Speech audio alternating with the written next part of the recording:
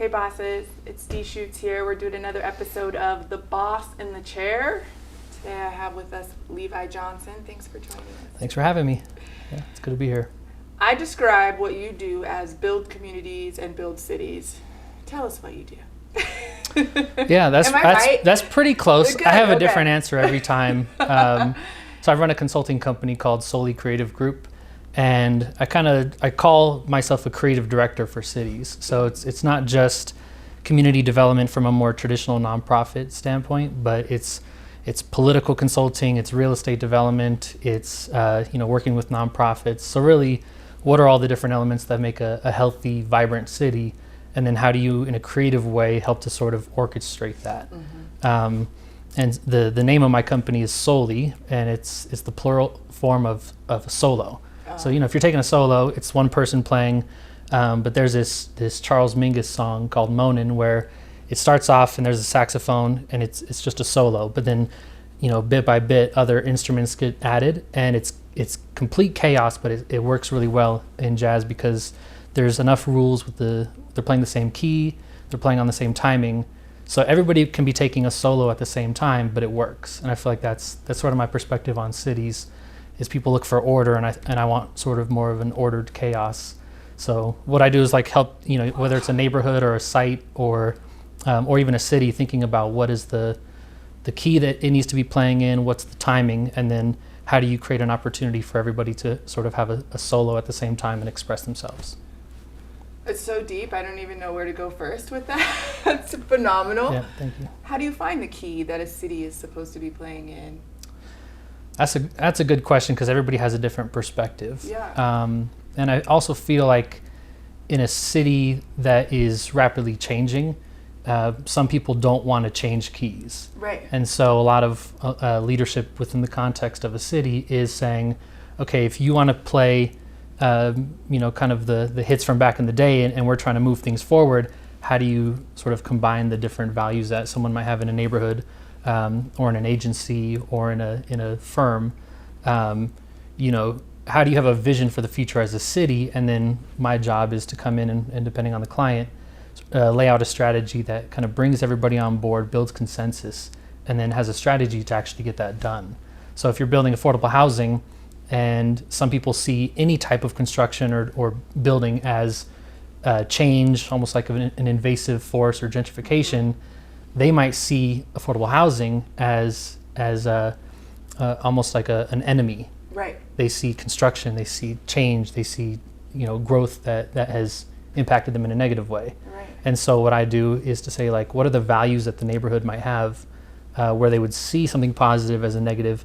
Then how do you communicate in a values-based way to help them see the bigger picture, and then also put their ideas onto a project? And so it's a fun mix of clients, because you can be working with politicians, yeah, neighborhoods, all that kind of stuff. And so being able to coordinate that is why I use the jazz analogy, because you can take a little riff and you can, if you're playing in the right key, you can play a note that sounds a little bit off, but it works. Yeah. And you're not trying to get everybody to play one.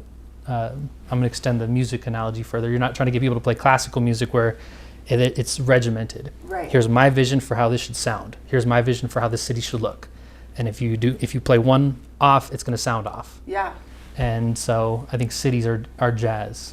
I think that you don't just do that for a living, but you are that. So you sort of represent that in your personality and the way that you look at life and that you go about life. So when you say what are the values that a city holds that helps it sort of play in the same key, what are the values that you have that make this work even important to you?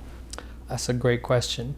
I think there's sort of an idea that we are here, whether you want to say we arrived here, put here, called to be here, to be fully realized versions of ourselves. Mm-hmm. And I think if everybody within a city is living authentically and has an opportunity to be themselves, you'll see a city or a community, or it could be a business, really reach a healthy equilibrium.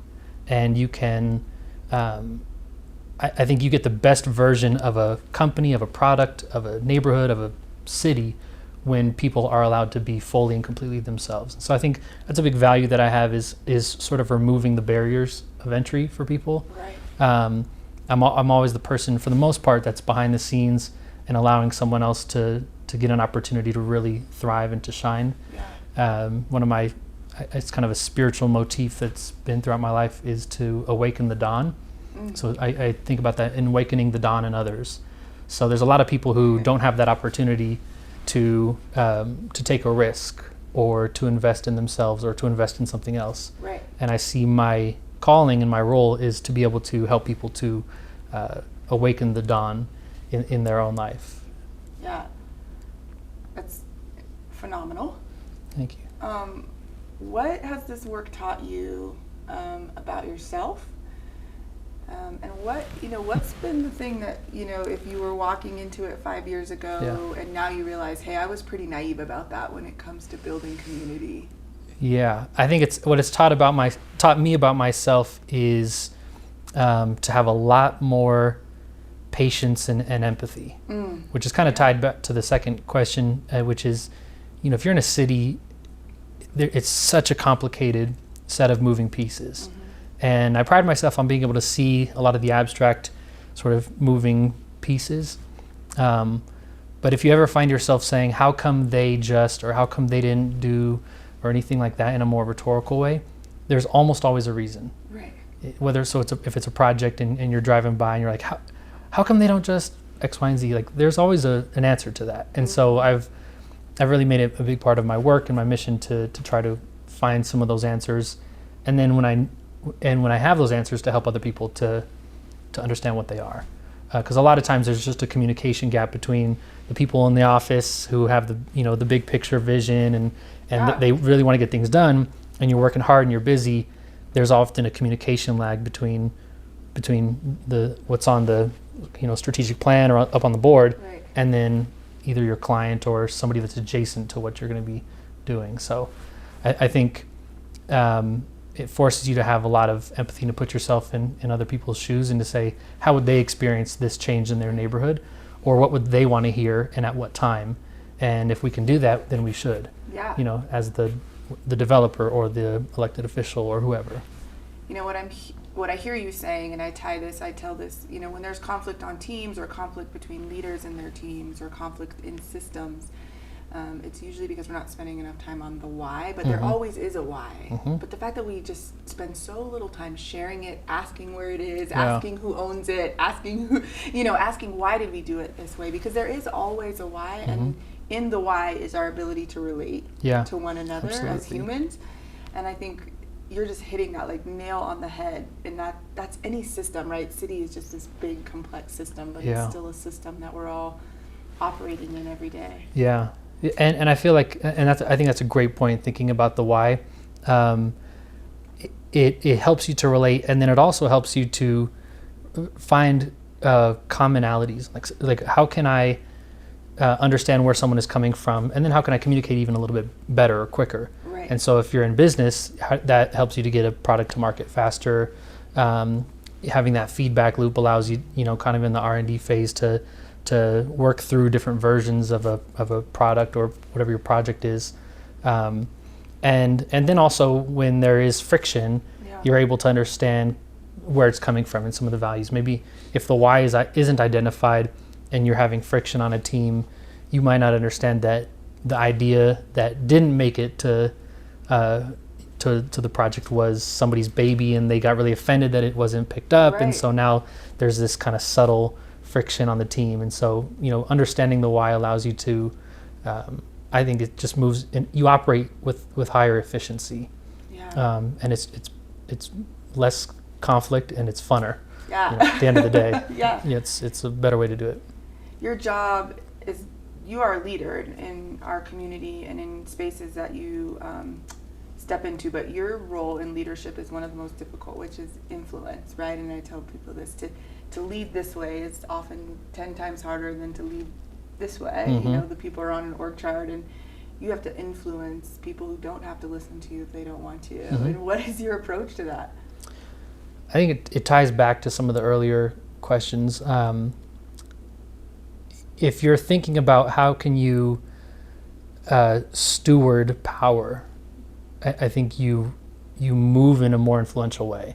So if power was a physical object, I could be trying to control it, but I believe if you're stewarding something, you can still manipulate where it goes, but you have an open hand. And I think the benefit of that is when things come and go, you're not spending so much time trying to hold on to things, and people who are in power and the decision makers often, sort of by definition, are controlling something, whether it's an organization or an elected office or something. And so if you're influencing, especially if you're influencing those in power, you can't control. You have to influence in a way that stewards. And I believe in it's a less stressful way of doing it. And I've also been able to see greater impact from doing it that way. It's also a scary way to do it because I think sometimes people need the title, the power, the money, the this to think that they can have the authority, which I hate that word, to create change, to do things the way they think need to get done. And so what do you tell yourself about your ability to get these things done without any of the, you're not an elected official, title but you and have all, to sit at the table with them every day, right? So where do you get the courage to do that? It's a healthy ego check, and if, like, for example, if you are working with an elected official, you also have to realize your name's not on the ballot, your name's not on the yard sign, and for the most part, very few people are throwing shots at you on social media. And so that kind of helps check the ego and allows you to develop thick skin. But I think I'm an ideas person, and I'm less attached to having my identity tied to the idea than I am about having the idea see the light of day. And so I don't mind if someone takes one of my ideas and claims credit. Wow. I found a way to bill for that. So, but also, so figure out how to bill for it. Just monetize it. People keep stealing your ideas. I give things away for free, but I also send an invoice. And I also know that I'm one person, so if I have a bunch of ideas that I can't actually get all of them done if I don't either partner up, bring the ideas to different clients. And so that has allowed me to sort of disconnect my identity from the things that I produce. Okay. And I find more value in the work that way. I think that's. You probably stay healthier too, because it's tough work. Yeah, it is, and it allows you to have less anxiety when you're getting a bunch of push notifications on your phone. If you're able to have a healthy disconnect from the project, it doesn't mean that you're disconnected in a complete way, but you just have a healthy relationship to work. There's more balance, and then whenever I'm in a more balanced state, I'm more productive. Yeah. Because I see things with greater clarity. I have more perspective. And I'm spending less time anxious or stressed, and then I can put that same energy into an idea, into creativity. And when you're working with people who are, if you're adjacent to power, and if you are really stressed, if you're high strung and anxious, you're less likely to get an idea into someone's ear. Right. You're less likely to be invited to the table or put in the rooms where you want to be. That's so true, right? The thing you're fearing the most will happen. It's self-fulfilling. Right? If you walk around in that fear.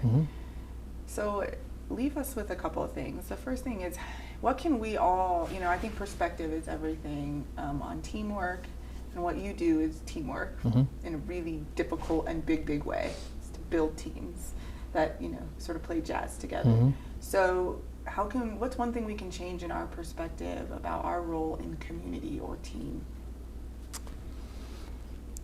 I think that's a great question. I think the piece I would want people to really take away is seeing the humanity in those on the team. And I know that's a common theme of a lot of conversations, especially in leadership these days. People are going to mess up. They're going to have different ideas. They are going to, with the jazz analogy, they're going to play a note that might not work, but they're going to take that risk. And when you're the one coordinating and when you're the one working with the team, helping the team see the vision of what you're trying to create, so that when someone does make a mistake, you're able to learn from it quickly as a team, and also encourage people to take risks. Yeah. And we often think of leadership being more of this, Lee Iacocca, rest in peace type of leadership. But you see high turnover. People don't want to be on that kind of team. And turnover is expensive. Yeah. And then you build an organization around an ego or a singular identity. And when that identity moves or leaves, the team falls apart. Right.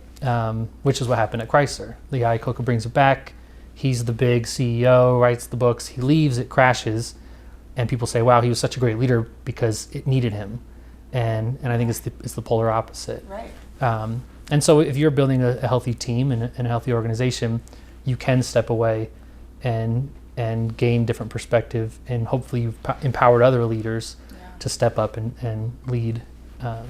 So I think, human, by right? letting like them be, understanding that they're human and let them take their human self into the project. Yes. Yeah. I think the best leadership I've seen is people who think with a sort of a succession planning mentality at the beginning of a project or the beginning of creating an organization. They're thinking, okay, I want this thing to build, and I would love to be able to build it, but if I wasn't, would it continue? Yeah, and if the answer is no, then that's more about you than the thing you're trying to create. So get out of the way. Get out of the way. All right, leave us with this final thing. To you, leadership is what? I think leadership is being able to see both the big picture and also the fine details. Because in different contexts, you're not leading if you're not able to see both. You're managing, which there's leadership in management, but if you're just trying to sustain something, that's a less realized version of leadership.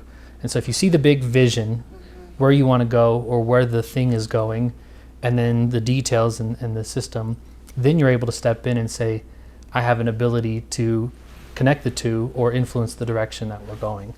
And so whether you're a coach, you're able to see the big picture of the game, and then you're able to see all the different plays that get you there, and then you're able to take an entity outside of yourself to realize some common goal. I love that. Thanks for being here. Thanks for having me. I learned a lot. I could talk to you for 2 more hours. Me too, yeah. It's easy. We'll do part 2. Yeah, That's part right. 2, You have to wear a different suit, though. Yes, and less flames, probably. Less heat? Yeah. It's the hot seat. Yeah. Ooh, there you go. Thanks for being here. Thanks for having me, Phenomenal. Danielle. Thank you. Till next time. See you later.